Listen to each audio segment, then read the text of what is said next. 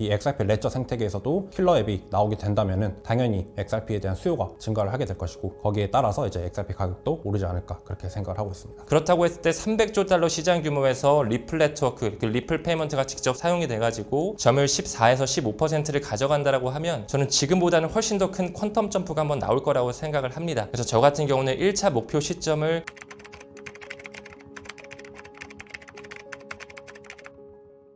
리플사가 여전히 이제 대규모 에스크로 물량을 관리를 하고 있습니다. 그런데 여러 곳에서는 XRP가 공급 쇼크가 올 것이다 이렇게 말들을 많이 하고 있는데 여기에 대해서 작가님 생각은 어떠신가요? 네, 일단은 에스크로에 대한 개념부터 한번 짚고 가고 싶어요. 많은 대중들이 그리고 또 많은 언론에서 리플사가 에스크로 물량을 많이 가지고 있기 때문에 덤핑 물량이 나올 수가 있다. 현재 실질적으로 한 약 350억 개 정도가 리플사가 지금 에스크로 물량으로 잠궈놨죠. 이제 매월 1일마다 10억 개씩 방출이 되는데 저는 개인적으로 이 물량 자체를 뭐 덤핑 물량으로 1차원적으로 생각하기보다는 연준이 지금 양적 긴축과 양적 완화를 하면서 유동성을 관리하는 것처럼 이 타임락, 해시락, 컨비네이션 락이라고 하는 리플 원장의 논문에 게재가 되어 있거든요. 그러니까 한마디로 리플사가 직접적으로 건드릴 수 없는 하나의 구조를 만들면서 그들이 투명성으로 유동성을 내보내고 회수할 수 있는 하나의 엔진을 만들었다. 저는 이렇게 좀 바라보고 있어요. 그러니까 한마디로 리플사가 OCC 통화감독청에 이제 은행 인가를 신청했고 조건부 승인을 받았잖아요. 이런 부분에서 저는 그 월가의 베테랑이 말한 것처럼 리플사가 어쩌면 완전한 은행이 되면서 연준의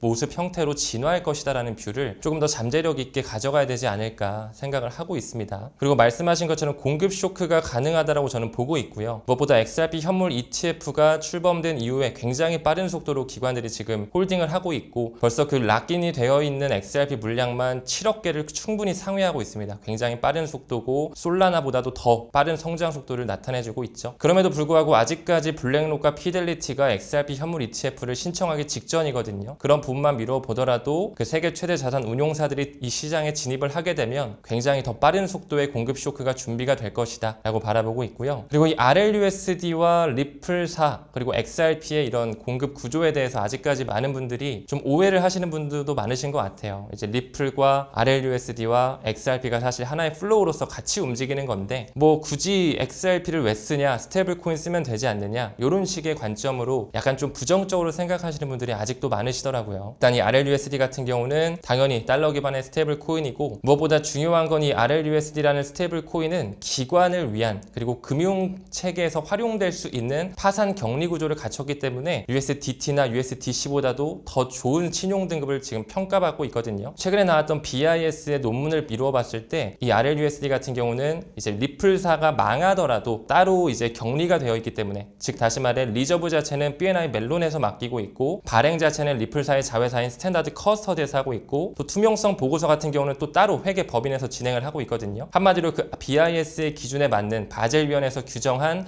법제화에 맞게끔 설계가 되어 있는 RLUSD 코인이기 때문에 점점 더 파급력은 커질 것이고 또 그와 맞게 최근에 바이낸스의 상장 소식도 들리더라고요. 근데 그 부분에서 이더리움 메인넷과 리플 원장으로 지금 뻗어서 투트랙을 타고 있는데 이제 리플 원장에서 쓰일 수 있는 그 파급력 자체가 저는 굉장히 클 거라고 보거든요. 왜냐면 그들의 목적이 스위프트를 대체하는 것이고 디지털 달러가 점점 더 상용화되는 과정에 있으면서 RLUSD가 더 신뢰 전략으로 더 투명성을 견인하는 그런 법적 테두리 안에 들어와 있기 때문에 그런 부분에 있어서 RLUSD가 공급 쇼크가 더 가속화되면서 XRP 레저로 채택이 되고 또 그에 맞게 XRP의 유틸리티가 커지는 그런 좋은 상관계수가 나올 것이다. 이렇게 좀 바라보고 있습니다. 바이낸스의 RLUSD 상장 소식도 이제 언급을 해주셨는데 RLUSD가 말씀해 주신 것처럼 이더리움 체인 위에도 있고 XRP 레저 체인 위에도 있습니다. 근데 발행량 자체는 지금 이더리움 체인 위에 더 많이 있긴 하지만은 이 활용성 데이터를 봤을 때는 거의 대부분의 RLUSD들이 이제 XRP 레저 위에서 활용이 되고 있거든요. 그리고 이제 바이낸스에서 지금은 이더리움 체인 위에 있는 RLUSD만 상장했지만은 XRP 레저 위에 있는 RLUSD도 상장을 할 예정이거든요. 여기서 저희가 또 주목을 해야 될 거는 이 이더리움 같은 경우에는 ERC20이라는 다 표준이 있긴 한데 XRP 레저에는 또 IOU라는 게 있잖아요. 어떻게 보면은 이 바이낸스와 같은 거래소가 거의 최초로 이 IOU 토큰을 상장을 하게 되는 그런 점에서도 되게 유의미한 저는 이슈라고 바라보고 있습니다. 그리고 공급 쇼크에 있어서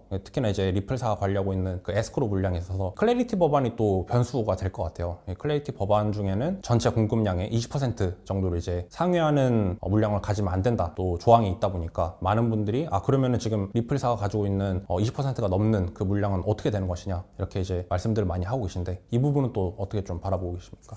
네, 클래리티 법안에 또 굉장히 중요한 요소가 하나 들어가 있죠. 그 Define Virtual Blockchain이라고 해서 20% 이상의 물량을 한 뭐 개인이나 기관이 소유하면 안 된다. 근데 지금 뭐 에스크로 잔고 자체 350억 개가 있다 보니까 200억 개를 상회하는 20%가 넘어가는 그 수치를 어떻게 이제 리플사가 이걸 전략적으로 가져갈 것이냐, 이제 이 부분에 대한 퀘스천 마크인데, 저는 개인적으로 이제 제3자의 기관에게 이관할 확률이 좀 높지 않을까라는 생각도 하고 있어요. 에버노스가 될 확률도 저는 있다라고 보고, 어쩌면 또 최근에 리플사가 그 시장 구조 명확화 법안, 클래리티 법안의 초안에 대한 찬성을 했거든요. 그러니까 그런 스탠스를 보게 되면 또 그 클래리티 법안에 대한 어떤 문구를 봤을 때 약간 이게 애매모호해요. 왜냐면은 그 20%의 물량이라는 걸 그 제3자가 터치할 수 없는 탈중앙화 되어 있는 물량은 또 사실 논외로서 빠질 수가 있기 때문에 그냥 그대로 냅둘 수도 있고, 만약에 그게 걸린다라고 하면 제가 아까 언급드린 제3자의 기관에게 이관하는 그런 전략을 가져가지 않을까. 뭐 그 이외에도 뭐 소각할 수 있는 가능성도 있을 수도 있는데, 그 가능성보다는 만약에 그게 지적이 된다면 제3자의 기관에게 자연스럽게 좀 토스하는 과정으로 생각을 하고 있습니다. 네, 저도 사실 동의를 하는 게 이 에스크로된 물량을 리플사가 갖고 있다라고 이제 하기에는 조금은 애매하거든요. XRP 스캔이나 이런 것들 가보면은 그 지갑에 이제 에스크로로 걸려있는 물량들은 다 표기가 되어 있고, 그거를 리플사가 이제 꺼내서 쓸 수는 없단 말이죠. 그러다 보니 이런 거에 대한 정의를 어떻게 하느냐에 따라서 또 전략이 바뀔 것 같고, 제가 생각을 했을 때도 제3자의 에스크로된 물량들을 조금 나눠서 배분하는 방식, 그다음에 관리도 어느 정도 컨센서스를 이뤄가지고 그렇게 관리하는 방식이 되게 유력하다고 보고 있기 때문에, 그 물량이 한 번에 시장으로 나와서 덤핑된다, 이런 것들은 조금은 가능성이 되게 낮지 않나, 그렇게 생각을 하고 있습니다. 근데 XRP를 투자함에 있어서 사실 우리가 가격적인 얘기를 아예 배제할 수는 없다라고도 생각을 합니다. 뭐 당연히 중장기로 바라보고 DCA 하는 건 좋은데, 어쨌든 우리가 재테크를 하는 목적 자체가 부를 조금 더 크게 가져가려고 하는 거잖아요. 근데 그 부분에서 이제 리플사의 비전이 스위프트를 대체하겠다라는 거고, 그 크로스보더 페이먼트라고 하는 섹터를 점점 더 조금씩 점진적으로 점유율을 가져가야 될 텐데, 과연 언제쯤이면 이 XRP의 점유율이 조금 더 눈여겨볼 수 있는 수준까지 올라오면서 유의미한 그런 가격 상승이 나올 거냐에 대해서 현재님은 어떻게 좀 생각하시는지. 네, 어려운 질문인 것 같긴 해요. 왜냐면 작년에도 ISO 20022 기준 업그레이드를 사람들이 많이 기대를 했었거든요. 그래서 이게 업그레이드가 되고 나면은 분명히 이제 XRP 가격이 오를 것이다. 다양한 그 기관들이 스위프트가 이제 업그레이드를 거치면서 이 XRP 레저를 활용을 하게 될 것이고 반영될 것이라고 이제 많은 분들이 기대를 했으나 바로 반영이 되지는 않았어요. 사실 이 금융 시스템이라는 게 워낙에 오래전부터 서서히 발전을 해왔던 거고, 한 번에 바뀌기가 되게 힘든 성격을 띠고 있다고 생각을 하거든요. 그런 점에서 이게 서서히 뭔가 채택을 됨에 있어서 이게 가격이 바로바로 반영이 되는 거는 말이 안 된다라고 생각을 하고 있고, 대신에 우리가 국제 송금 규약을 XRP 레저로 대체를 하기 위해서는 되게 많은 파티들을 설득을 해야 되는데, 그게 국가 단위가 될 수도 있고 아니면 통화쌍이 될 수도 있고 아니면 금융기관일 수도 있고, 하지만 이런 것들을 이제 리플이 은행 라이선스도 이제 인가를 받고 하면서 천천히 그 스텝을 밟아 나가고 있다는 점에서 되게 긍정적으로 보고 있고, 이 부분이 가격까지 다 반영이 되기까지는 시간이 그래도 좀 걸리지 않을까, 그렇게 생각을 하고 있습니다. 국제 송금만 기존의 시스템을 대체를 했을 때 이 XRP 가격이 오른다라고 생각을 하지 않고, 이 생태계가 커져야 수요가 올라가면서 가격이 반영이 되지 않을까, 그렇게 생각을 하고 있습니다. 네, 저 같은 경우도 좀 견해를 전달드리고 싶은데, 저는 이제 XRP를 투자할 때 뭐 당연히 뭐 호재도 많고 뭐 악재도 막 여러 가지 쏟아지고 하는 것도 있겠지만, 저는 기준을 두는 게 이제 국제 기구입니다. 국제 기구라고 하면 뭐 BIS나 IMF, 월드뱅크와 같은, 사실상 센트럴 뱅크 오브 센트럴 뱅크라고 하잖아요. 우리 뭐 한국은행이 있고 뭐 일본의 중앙은행이 이제 있듯이 그 위를 다 하나로 권장하는 하나의 기구들이 많잖아요. 그 기구들이 하자는 대로 따라갈 수밖에 없는 게 또 금융시장이고, 말씀 주신 것처럼 뭐 스위프트도 역사가 50년이 넘었지만 굉장히 또 보수적인 그런 스탠스를 늘 취해왔던 곳이기 때문에, 이렇게 리플 원장 자체가 금융 레이어로서 탈바꿈이 되고 이게 적용이 돼서 점진적으로 계속 확률이 올라가는 거 시간이 좀 걸린다라고 보거든요. 근데 그 부분에서 우리가 이제 확률 싸움을 해야 될 텐데, 저는 개인적으로 IMF의 보고서나 BIS의 워킹 페이퍼를 봤을 때 결국에는 CBDC의 시대가 올 수밖에 없다라고 생각을 합니다. 그 시초가 되는 건 아마 2030년이 될 거라고 생각을 하고, 또 브래드 갈링하우스가 작년 중반부였던 것 같아요. 싱가포르 행사에서 2013년 정도가 되면 스위프트의 약 14% 정도를 XRP의 그 포션이 가져올 것이다, 이런 얘기를 했거든요. 지금 현재는 스위프트의 시장 규모가 156조 달러, 한 20경 원이 넘어가는 그런 시장이지만, 앞으로 모든 게 토크나이제이션 되고 RWA 시장이 열린다고 했을 때 뭐 주식, 부동산이 모든 게 다 조각 투자가 가능해질 것이고, 그레이스켈의 보고서를 미뤄봤을 때는 2030년에는 지금 현재 스위프트 시장 규모의 약 2배 정도가량 결제 규모가 더 커질 것이라고 보고 있거든요. 그렇다고 했을 때 300조 달러 시장 규모에서 리플 네트워크, 그 리플 페이먼트가 직접 사용이 돼가지고 점유율 14에서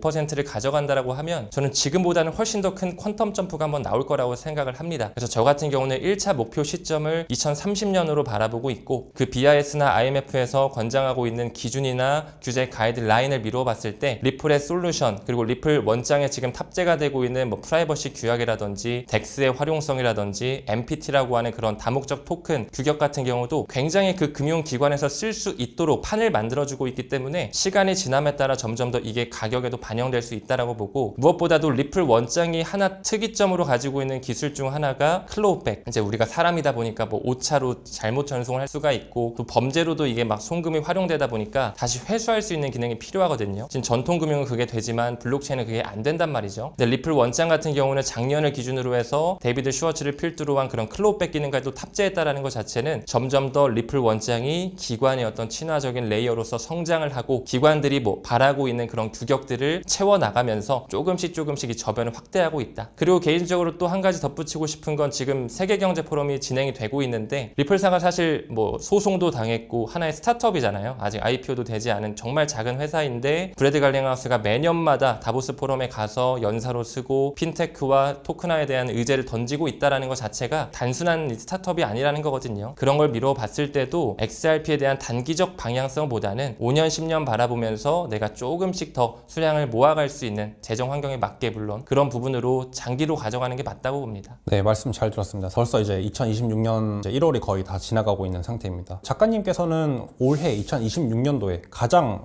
XRP 투자자분들이 주목해야 될 이슈는 어떤 것들이 있다고 보시나요? 네, 일단 뭐 XRP에 국한돼서 얘기를 해보자면 무엇보다 중요한 건 블랙록의 현물 ETF 신청이 되겠죠. 이미 업계 관계자분들은 XRP에 대한 현물 ETF 블랙록이 신청을 안 할 수가 없다. 뭐 기정사실한데 시기의 문제다 이런 얘기를 하지만 뭐 그 시기적인 부분은 우리가 알 수는 없으니까 일단 뭐 XRP에 대해서는 그 부분이 좀 중요할 것 같고 사실 이제 뭐 비트코인, 이더리움이 현물 ETF가 피어나면서 거시경제 환경을 같이 안 볼 수가 없는 시장으로 이제 진화가 됐다라고 생각을 해요. 지금 무엇보다 2026년 자체는 도널드 트럼프에게 있어서 중간 선거가 또 11월에 있고 또 2026년 자체가 미국한테 굉장히 중요한 해인 게 독립 250주년이거든요. 근데 그 250주년의 독립의 날이 또 7월 달에 있고 그 현재 의장직이 또 로사 리오스라고 해서 그분이 과거에 42대 재무장관이자 오바마 정부 때 재무장을 했었고 지금 현재 또 리플 이사회로 들어와 있거든요. 근데 그런 부분에 있어서 뭔가 미국에서 독립의 해를 맞아서 뭔가 좀 큰 금융 시스템의 변화가 나타날 수 있지 않을까라는 잠재력도 생각을 하고 있고 또 5월 중순에 제롬 파월 의장의 임기가 끝나잖아요. 물론 그 임기가 끝난 이후에 또 이사로 내려와서 2년 정도 더 연장을 할지 말지는 바라봐야 되겠지만 빠르면 올해 상반기 안에 뭐 케빈 워시가 될 것이냐 리더가 될 것이냐 누가 될지 모르겠지만 매파적인 부분보다는 비둘기파적인 부분에서 이제 또 제롬 파월 연준 의장이 아닌 차기 연준 의장이 온다라는 거 이 부분도 또 굉장히 우리가 지켜봐야 될 것 같습니다. 또 크립토판에 있어서는 우리가 아까 얘기를 나눴던 그 시장 구조 명확화 법안 클래리티 법안이 사실 지금 좀 시간이 지연되고 있죠. 상원 농업위원회와 은행위원회 마크업 일정이 연기가 돼서 계속 좀 잡음이 발생되고 있고 계속 뭐 갑론을박이 이루어지고 있는데 뭐 빠르면 올해 안에 통과가 되면서 그런 법적 규제의 명확성이 피어오를 것이고 그런 부분에 있어서 XRP는 또 유리한 포지셔닝을 가져갈 것이라고 확신하기 때문에 2026년을 뭐 1분기 중요하다 2분기 중요하다 이거보다도 그냥 좀 1년을 통 크게 턴키로 바라보면 좋겠다 이런 말씀을 좀 같이 드리고 싶습니다. 그리고 무엇보다 이제 연준의 금리 인하 스탠스가 점진적으로 조금 더 나올 텐데 그런 부분에 있어서 지금 사실 이미 트럼프도 뭐 신용카드 정책이다 아니면 뭐 MBS를 매입하겠다 또 그린란드나 베네수엘라를 침공하면서 유가를 낮추려고 하는 그런 스탠스 사실상 지금 뒤에서는 약간의 스텔스 양적 완화가 준비가 되어지고 있고 국민들의 표심을 살 수 있는 선심성 정책이 지금 계속 펼쳐지고 있기 때문에 여기서 연준의 수도꼭지를 열어주는 양적 완화가 시작된다라고 하면 2026년을 우리가 한번 좀 여유롭게 보면서 좀 기대할 수 있는 그런 팩터들이 꽤 많지 않나 이렇게 보고 있습니다. 네, 사실 저도 이 암호화폐, 특히 XRP도 암호화폐의 한 종류이고 이 암호화폐는 또 매크로, 거시경제의 영향을 되게 많이 받는다는 점에서 항상 이 매크로를 공부를 해야 된다라고 느끼고 있고 저는 좀 거기에 덧붙여서 만약에 이 XRP 자체로 놓고 봤을 때는 어떤 이슈들이 좀 중요하냐라고 했을 때는 확실히 또 이 DAT 기업들인 것 같아요. 이 기관들이 XRP를 쓸어 담는 해가 또 이제 2026년이 될 것 같은데 에버노스를 필두로 여러 기관들이 이제 XRP를 자사의 포트폴리오로 편입을 시키면서 이 XRP의 공급 쇼크를 가져올 수 있는 있는 그런 것도 되게 중요한 이슈가 될 것 같고요. 저는 또 이제 워낙에 또 XRP 레저의 생태계를 또 많이 바라보는 또 사람이다 보니까 XRP 생태계에 킬러 앱이 등장하는 그 시점도 이제 2026년이 되지 않을까 그렇게 바라보고 있습니다. 이 킬러 앱이 되게 중요한 게 과거에 이더리움도 그랬고 솔라나도 그랬고 가격적으로 파멸적인 상승을 가져왔던 거는 결국에는 다 킬러 앱이었거든요. 사람들이 이더리움이나 솔라나에 있는 그 킬러 앱을 많이 사용하게 되면은 필연적으로 이더리움 코인이랑 솔라나 코인을 사용할 수밖에 없었고 그게 이제 수요가 올라가니까 당연히 가격이 따라서 올라갔던 거거든요. 이 XRP 레저 생태계에서도 킬러 앱이 나오게 된다면은 당연히 XRP에 대한 수요가 증가를 하게 될 것이고 거기에 따라서 이제 XRP 가격도 오르지 않을까 그렇게 생각을 하고 있습니다. 네, 그리고 저도 이제 말씀 들으면서 하나 생각이 난 게 또 2026년도가 IPO의 해로서 또 되게 점쳐지고 있잖아요. 일론 머스크의 스페이스 X가 또 굉장히 큰 자금을 모아서 또 기업 공개를 준비하고 있는데 진짜 지금은 한 3분기 정도로 점쳐지는 것 같더라고요. 뭐 스페이스 X뿐만 아니라 오픈 AI도 지금 준비를 하고 있는 걸로 알고 있는데 그런 어떤 좋은 주식시장 환경에 암호화폐 판도 조금 크게 요동칠 수 있는 가능성도 우리가 한번 생각해 볼 수 있지 않을까 덧붙여 보고 싶습니다.